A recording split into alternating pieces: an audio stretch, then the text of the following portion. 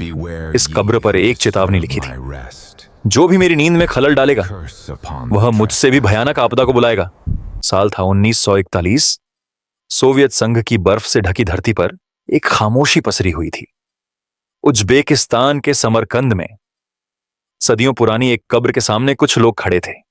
यह कोई साधारण कब्र नहीं थी, यह उस शख्स की आखिरी मंजिल थी जिसका नाम सुनकर कभी पूरी दुनिया कांप उठती थी। तैमूर, एक ऐसा विजेता जिसके कदमों के निशान खून से रंगे हुए थे, जिसकी तलवार ने शहरों को मिटा दिया और साम्राज्यों को घुटनों पर ला दिया।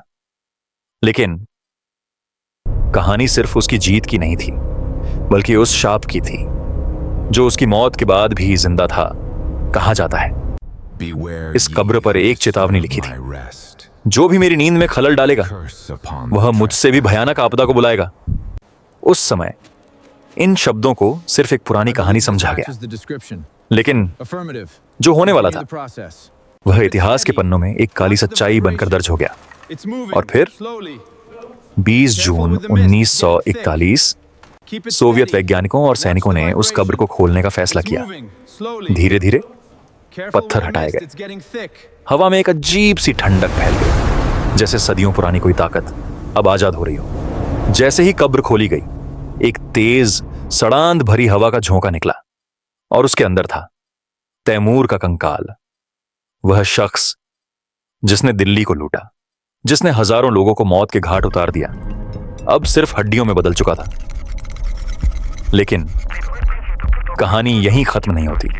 कब्र खुलने के सिर्फ 2 दिन बाद 22 जून 1941 दुनिया ने देखा इतिहास के सबसे बड़े युद्धों में से एक की शुरुआत। नाजी जर्मनी ने सोवियत संघ पर हमला कर दिया। ऑपरेशन बारबारोसा, एक ऐसा हमला जिसने लाखों लोगों की जान ले ली, जिसने पूरे यूरोप को आग में झोंक दिया। क्या यह सिर्फ एक संयोग था, या फिर सच में तैमूर का शाप जाग चुका था? समय बीतता गया, युद्ध और भी भयानक होता गया। सोवियत सेना पीछे हटती गई, हर शहर, हर गांव तबाही का शिकार होता गया।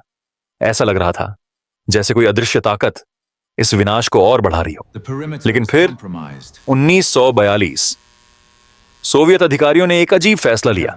उन्होंने तय किया कि तैमूर के अवशेषों को फिर से उसी सम्मान के साथ दफनाया जाएगा जैसे वह पहले थे।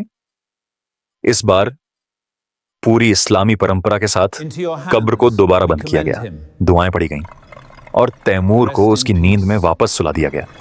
और फिर कुछ ही समय बाद युद्ध का रुख बदलने लगा। स्टालिनग्राद की लड़ाई में नाजी सेना को पहली बड़ी हार मिली। धीरे धीरे सोवियत संघ ने वापसी की और आखिरकार वह युद्ध जो एक शाप की तरह शुरू हुआ था, एक जीत के साथ खत्म हुआ। लेकिन सवाल आज भी वही है, क्या यह सब सिर्फ एक इत्तेफाक था, या फिर सच में इतिहास की कब्रों में छुपी ताकतें आज भी जिंदा हैं?